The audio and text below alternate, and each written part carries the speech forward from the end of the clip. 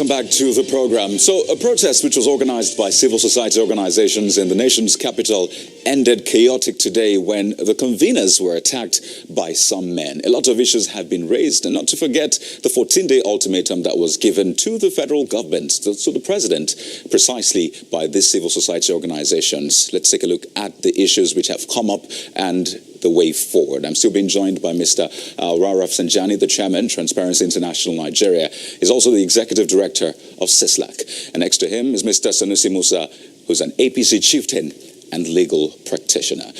Thank you so much, gentlemen, for staying with us. So, Mr. Rafsanjani, just before we went on that break, Mr. Musa was saying perhaps your group has been making blanket statements, calling for the release of those illegally detained. And he's asking, if I can paraphrase, that you name those people. So if you can, reel out the names and perhaps respond to the part he talked about, blanket statements made by your group.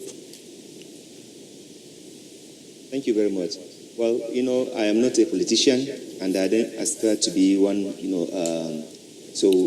I'm an activist, and, I say things the way it is, and I do things based on my conviction as a patriotic Nigerian. Human rights is for everybody. It's not for one group of people. And when we talk about protecting and promotion of human rights, we mean for everybody. Secondly, when we talk about issues of respecting rule of law, it's for everybody. So today you may be on this table. Tomorrow somebody can also come and attack you or do things, and then you start looking for your right. So that is why it is important that we don't bring politics into issues of human rights, issues of respect for rule of law. If you do that, then at the end of the day you'll be promoting anarchy. You'll be promoting a system that is not accountable. The democracy we fought is not the kind of democracy we are seeing today.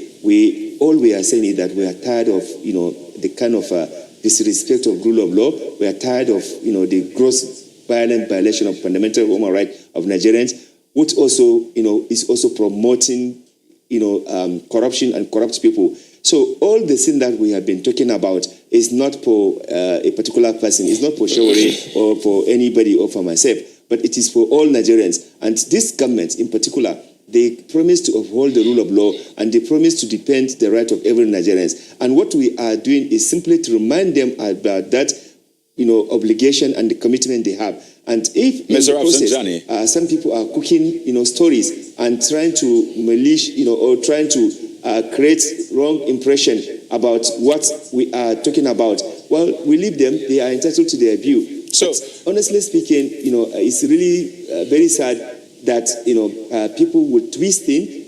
There are so many criminals, so many kidnappers, so many... Mr. Rafsanjani, if I may butt in for a moment. The security did not go after them. Mr. Rafsanjani, I'd just like you to, mention those names. Perhaps this might give a clearer picture to Mr. Musa, who believes you're making a blanket statement. The premium time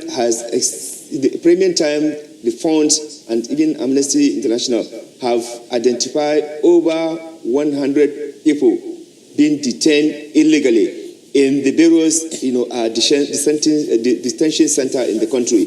So we are not talking about a particular person. We are talking about many Nigerians who, because their parents are not senators, their parents are not, governors, or they are not linked with the president or with the APC, the ruling party, they are languishing in the various detention centers. So it's not about one person.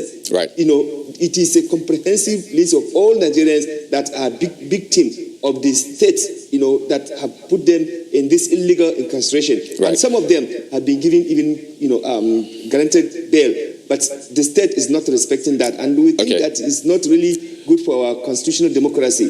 We cannot be disrespecting or we decide Mr. Rafsanjani, on what, just one moment. Let's bring in Mr. Musa into this conversation as we move on. Now, Mr. Musa, another demand from the civil society groups is that the president show accountability as a president and commander-in-chief and address the nation on his commitments to the rule of law and human rights. So the question is, do you think it's important for the president to address the nation on this issue? Well, I think it's from the side somebody see it. For me, the issue of saying whether the president has shown accountability or is showing accountability or should show